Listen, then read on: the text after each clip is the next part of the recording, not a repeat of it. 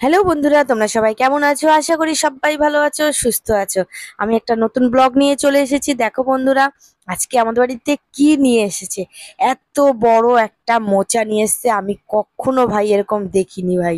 আমার শ্বশুরমশাই তো তুলেই পারছে না, এত বড় মোচা। আমাদের বাড়িতে সবাই খুব আনন্দ পেয়েছে এত বড় মোচা দেখে। মোচাটা সত্যি খুব ভালো মোচাটা। আমার শ্বশুরমশাই দাঁড় করিয়ে মানে দেখছে যে কত বড়। আর এই দেখো বন্ধুরা, মনাদের জন্য ডাব নিয়ে এসছে। আর এই মোচাটারই এই থোড়, ওই গাছটা কেটে দিয়েছে আর মোচাটা কেটে দিয়েছে। তোমার দাদা কিনে নিয়ে এসে, ওই মোচাটার দাম কত নিয়েছে জানো? 100 টাকা। এত বড় মোচা ভাই আমি কখনো দেখিনি। আর মনাদের জন্য ডাব নিয়ে এসছে, ওরা ডাব খায় তো। তা যতটা পারি দিই। ডাবের জলটা খাওয়াটা খুব ভালো, মনাদের খুব উপকার হয়। আর এমনিতেও বড় মানুষদেরও খুব উপকার হয় ডাবের জল খেলে। যাই হোক বন্ধুরা, আমাদের বাড়িতে খুব আনন্দ। এই মোচা নিয়ে এসেছে তোমার দাদা। এই দাদা হলো 100 টাকা দিয়ে কিনে নিয়ে এসেছে এই একটা মোচার দাম। কি বড় বন্ধুরা, তোমাদের কি বলবো। তা আমরা তো খুব খুশি, কিন্তু এই মোচার জন্য তো চিংড়ি মাছ লাগবে।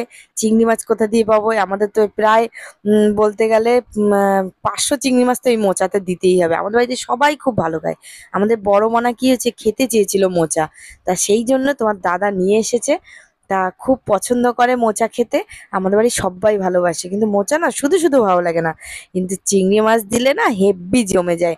এই যে তোমাদের দাদা দেখছে আর বলছে, বলো বলো এটার দাম কত নিয়েছে বলো। আমি তো বারবার শুধু জিজ্ঞেস করছি দাম কত নিয়েছে বলো। আমি তো জিজ্ঞেস করছি আর বলে কি না বলবো না, কিন্তু লাস্টে বার বলছে যে হ্যাঁ এটা 100 টাকা। আমি জানি না আদৌ সত্যি বললো না মিথ্যে বললো।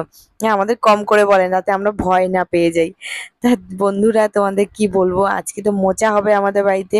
মোচা ঘন্ট হবে। কারা কারা মোচা খেতে ভালোবাসো আমাকে কমেন্ট করে জানাও।